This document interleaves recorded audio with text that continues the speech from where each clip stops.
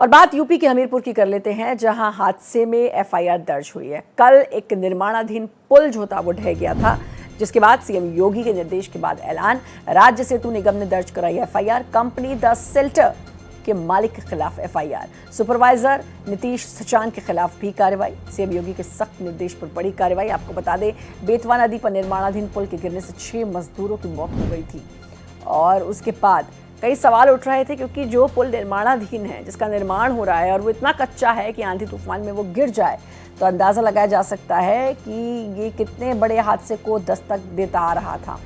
और अब इसके बाद कई सारे सवाल, और अब जो कंपनी है द सेल्टर, उसके मालिक के खिलाफ एफआईआर भी दर्ज की गई है। सुपरवाइजर नीतीश सचान के खिलाफ भी कार्रवाई की गई है। सीएम योगी ने सख्त निर्देश देकर ये बड़ी कार्रवाई की।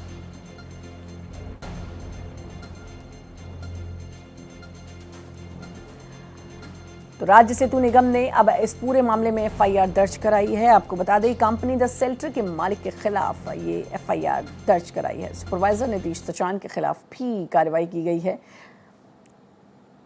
और ये हमीरपुर हादसा, कल ये बड़ा हादसा हुआ था, यानी कि परसों की देर रात 2 बजे के तकरीबन ये हादसा हुआ था।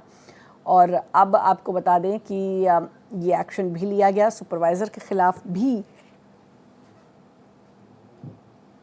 कार्रवाई की गई है इस पूरे मामले में।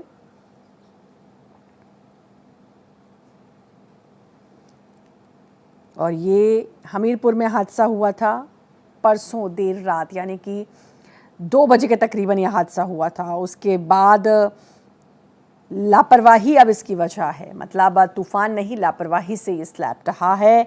और डिप्टी प्रोजेक्ट जो मैनेजर थे वो 3 दिन से साइट पर नहीं गए थे। ठेकेदार की भी मनमानी की बात इसमें सामने आ रही है, लेकिन इस सब ने 6 मजदूरों की जान ले ली। इसके बाद राज्य सेतु निगम ने दावा किया कि आंधी तूफान में स्लैब ढह गया, लेकिन हकीकत जो थी वो इसके परे थी। हकीकत ये कि सेतु निगम के अफसरों की और लापरवाही की वजह से यह हादसा हुआ। और सेतु निगम के जो डिप्टी प्रोजेक्ट मैनेजर थे 3 दिन से साइट पर ही नहीं गए थे। मतलब वहाँ क्या हो रहा है, किस तरीके का काम हो रहा है, क्या गुणवत्ता है, उस पर कोई ध्यान नहीं दिया गया। उन्होंने पुल बनाने वाली कंपनी पर सब कुछ छोड़ दिया। अब आप सोचिए, वो पुल हैं जो बनते हैं, जिसके ऊपर से हज़ारों, लाखों, करोड़ों गाड़ियाँ गुजरती हैं। जब बन जाता तो यही होता। तो आप इस बात का अंदाज़ा लगाइए कि ये पुल इतनी लापरवाही में बन रहा था कि जिसके ज़िम्मे ये काम था, जिसको जाना है, वो वहाँ गए नहीं। यानी कि डिप्टी प्रोजेक्ट मैनेजर 3 दिन से साइट पे नहीं गए। और ना जाने बीते समय से वो कब तक ऐसा करते होंगे कि कभी साइट पर जाते होंगे, कभी नहीं जाते होंगे। रवि कुमार हमारे साथ, हमारे संवाददाता जुड़ चुके हैं। रवि, ये हमीरपुर में जो पुल गिरा, लग रहा था आंधी तूफान, लेकिन कल भी मैंने ये बात कही थी कि भाई उसकी गुणवत्ता क्या, क्वालिटी है, किस तरह के मटेरियल से बनाया जा रहा है। और अब सीधे सीधे जो है जांच तो चली रही है, एक्शन ले लिया गया है। बिल्कुल, निश्चित तौर पर जिस तरीके से ये पूरी घटना हुई थी, वो घटना को लेकर ही पूरे कई तरह के सवाल उठाए गए थे।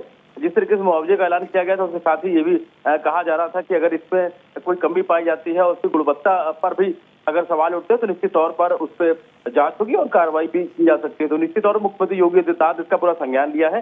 जहां जो मृतक थे इस पूरी घटना में, उनको लेकर 5 लाख रुपए का मुआवजे का ऐलान किया गया। उसके अलावा घायलों को 50,000 रुपए का मुआवजे का ऐलान किया। उसके साथ ही जो इसका निर्माण कार्य था उसको लेकर भी संज्ञान लिया गया है। और जाहिर है इसमें जिस तरीके की जो कमी अगर पाई गई है तो फिलहाल अभी तो जांच का विषय है, और जांच के आधार पर इसमें जो भी कमियां पाई जाएगी उस आधार पर कार्रवाई की बात है वो कही जा रही है। बिल्कुल, तो ये एक्शन लिया है सीएम योगी, काफी सख्त दिखाई दे रहे हैं इस पूरे मामले में। बहुत बहुत शुक्रिया रवि, आपका तमाम जानकारी देने के लिए।